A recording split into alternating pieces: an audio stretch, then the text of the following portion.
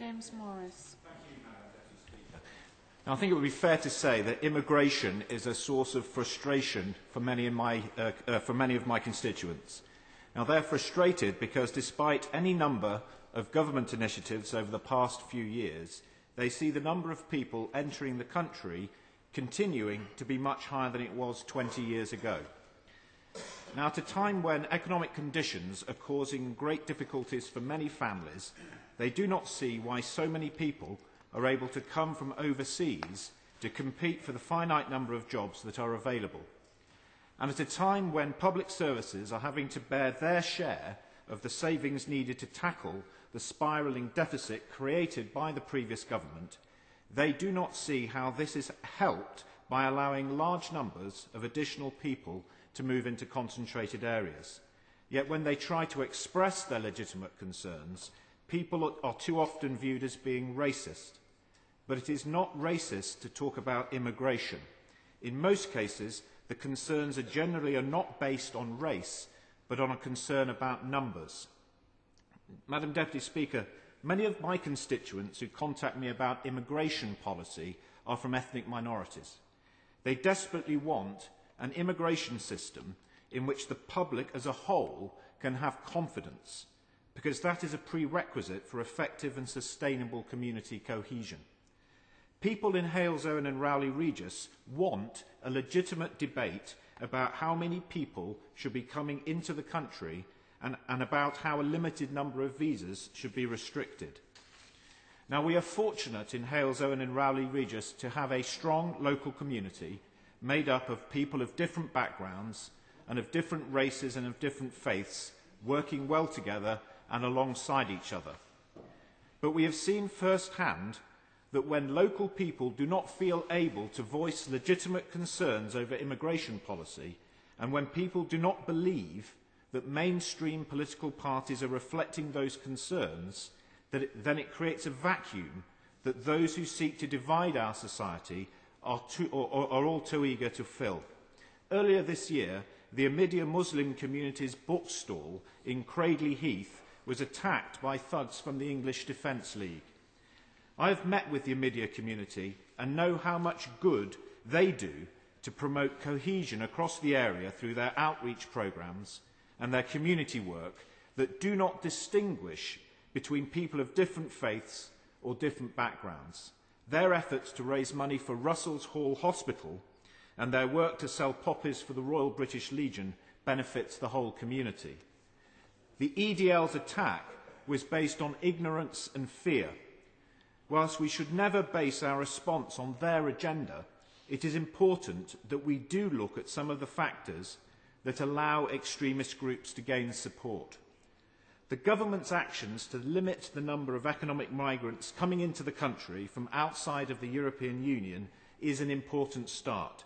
It will take some time before the effect of this ceiling feeds into official figures, but an appropriate limit that is properly enforced is essential if we are to restore faith in a system that had run out of control.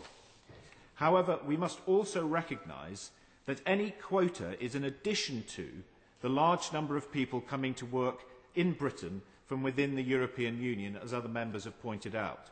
The free movement of workers is a key part of the European single market and one of the most important benefits that we gain from our membership of the European Union.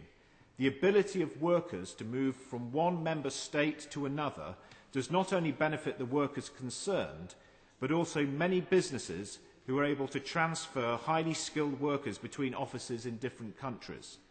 However, there are clearly issues that arise when large numbers of workers from less wealthy member states wish to move to other countries where wages and benefit payments are much higher. Now, the previous government's decision, Madam Deputy Speaker, not to implement transitional agreements to restrict the number of workers entering Britain from the new European Union member states in 2004 was little short of a disaster. Only Britain, Ireland and Sweden chose to allow unrestricted right to work from day one, and as a result, Britain attracted far higher migration from those new member states than would otherwise have been the case. This seriously undermined public confidence in the immigration system, a problem that remains. Last week, Croatia signed its accession agreement to join the European Union in 2013. Madam Deputy Speaker, it is essential that we do not repeat the mistakes of the last government. Now, a third area that must be addressed if we are to build confidence in the system is the issue of bureaucracy. There are few things that are more guaranteed to destroy public confidence that the system is working than cases where people who do not have a right to stay in this country cannot be removed. Most of us, Madam Deputy Speaker, will be aware of cases in or near our own constituencies where red tape has prevented the rules from being properly enforced. The Minister will be aware of a recent case involving a patient at Russell's Hall Hospital in Dudley, just outside my constituency. The patient was a Pakistani national whose visa had expired 4 years ago. The hospital had declared him fit enough to be discharged in August of last year, but he remained at the hospital until this autumn because of difficulties in arranging a medical escort to accompany him home and problems in finding suitable nursing care for him in Pakistan.